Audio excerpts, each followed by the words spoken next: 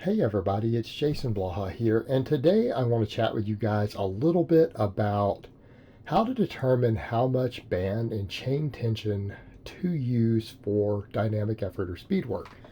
And this is again going to be a very niche topic. I don't expect this video to get that many views, to be honest. I don't think most people are going to be interested in this because most people, even those doing speed work, don't have access to bands and chains.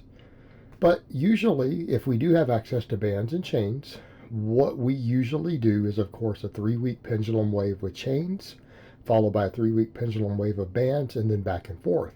And sometimes people will throw repetition work in between or even raw work in between. Me personally, for my clients who only have bands, let's say they have a home gym with bands and no chains, that's actually fairly common. Or they have a way to set up bands at their commercial gym, we run band and then raw. We run band and then raw. And a lot of people said, well, what do the raw percentages look like? Well, usually the 3 week waves, I start with 60, then 65%, then 70% of their 1 rep max. That's what we do. And then we assess. Sometimes we need to drop it another 10%, and they might need to go 50, 55, 60.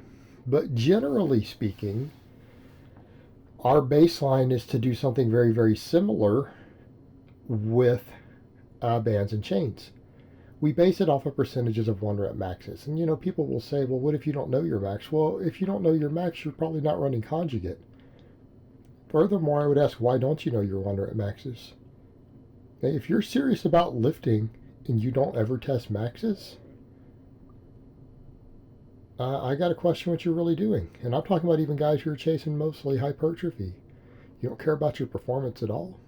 I mean, I've talked a lot about the value of training for maxes. There's a lot of benefits to it. That is the most functional strength training you could do. But that aside, even in the case of me, you guys notice the variations I'm using are longer range of motion in this video. Using buffalo bar, using deficit deadlifts, using deeper boxes, deeper than parallel. I'm on an 11-inch box.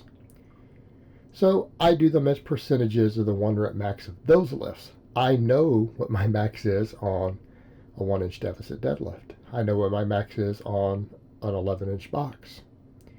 So we have numbers to work with. We have numbers. So we generally want our bands and our chains to be 25% of our 1 rep max.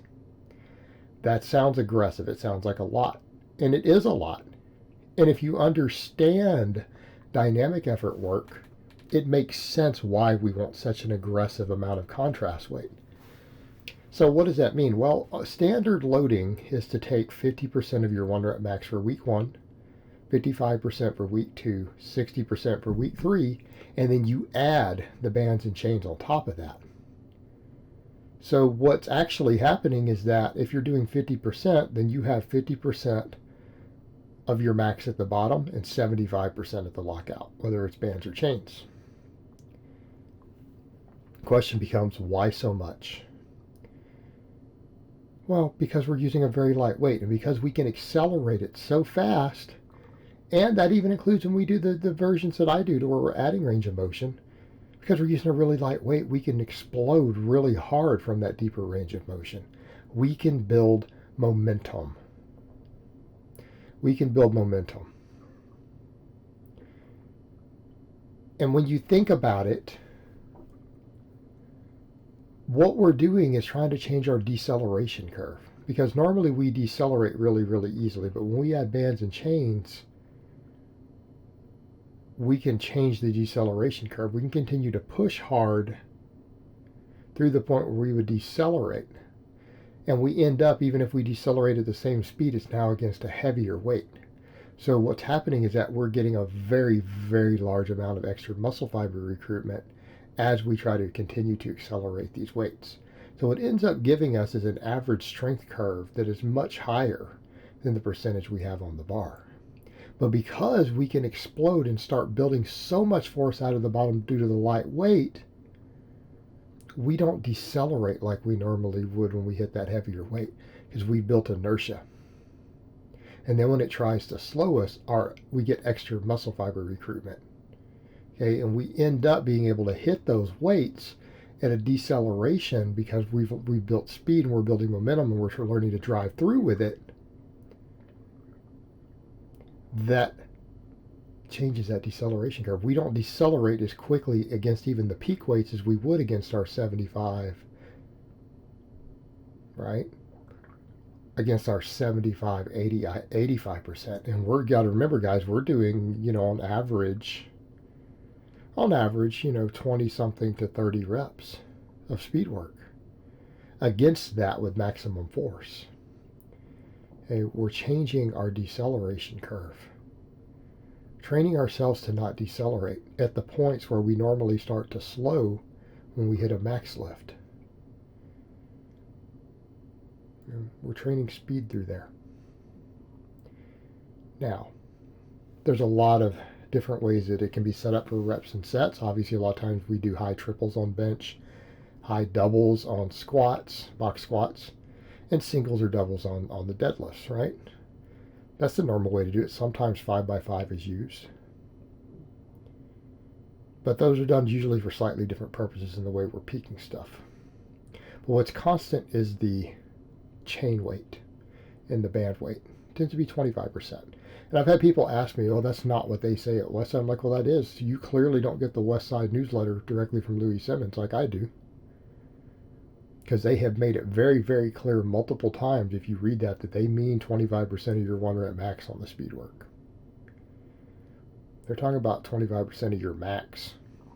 So when the percentages look really small for some of the speed work, they don't realize that you're adding that much accommodating resistance. So in the heaviest waves, you're still locking out 85% of your max.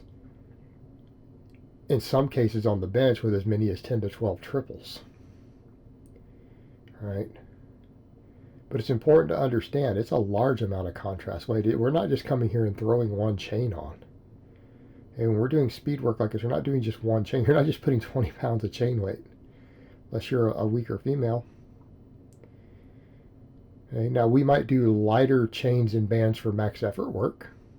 That's why it's good to have all that extra variation. A lot of times we might run only 30 or 50 pounds of tension against an ME lift because that's a separate exercise. Gives us variation for our ME work. But usually your speed work is going to be close to, if not generally, the heaviest band and chain tension you're ever going to run. All right. Now I had somebody ask me, well, what happens if you don't have the exact amounts you need? What do? Well, you round to the next nearest one and you can make up for it off of the bar weight. And in other words, let's assume that your max is 400 pounds and you have the setup that I have. Okay. Well, we would need 100 pounds of band or chain. Now, in my case, I have 100-pound bands. I can set up exactly 101 pounds of chains, but what if you can't? So what if we have 360? That's a better one. What if we have 360 is our max on the lift that we're going to do? Care whether it's a box squat or a bench. Well, that's 90 pounds. So how do we set that up? Well, in my case, I have a 65 and a 30. I could do 90 pounds of bands. I could do 90 pounds of chains, or I think I have 92. But let's say I only have 90 pounds of chains. Or let's say we have 95. I can do 80, I can do 95 on bands. Well, I could just do the 95 pounds of bands and take a couple pounds of bar weight off. Might take 2 pounds of bar weight off. Problem solved. It balances out. What about if you need 90 and you only have 85 pounds of chain or band tension for that specific combination? When you add up your chains or whatever, you have 85, you're 5 pounds off.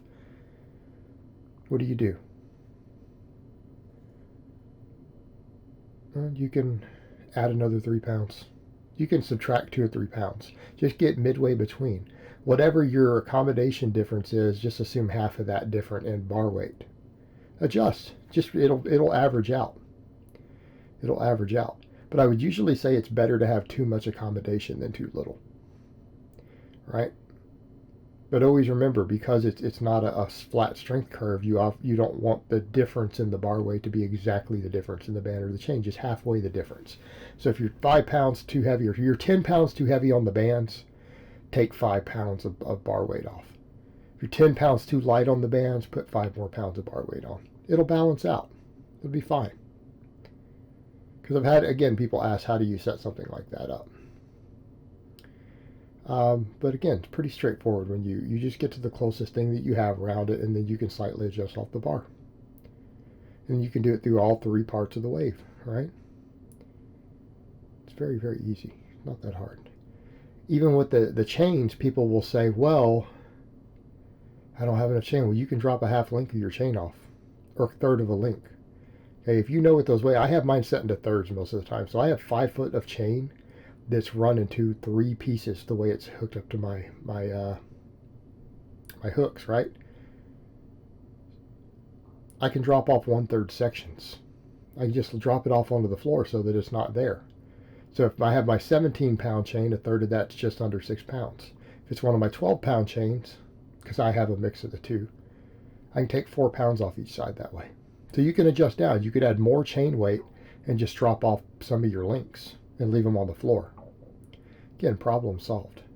You just need to be close. It doesn't have to be exact, because sometimes you're not going to have perfect. Sometimes the chain, hair of it will be on the bottom depending on exactly where you set it up. I've always got to mess with it trying to get it perfect, and sometimes I don't, like that one there. As long as you're close enough and you can balance it out in the end. But it is generally 25%. That's what we want to use. All right, guys, well, that's really all I have to say on that today. I hope it's been informative, and I will talk to you guys next time.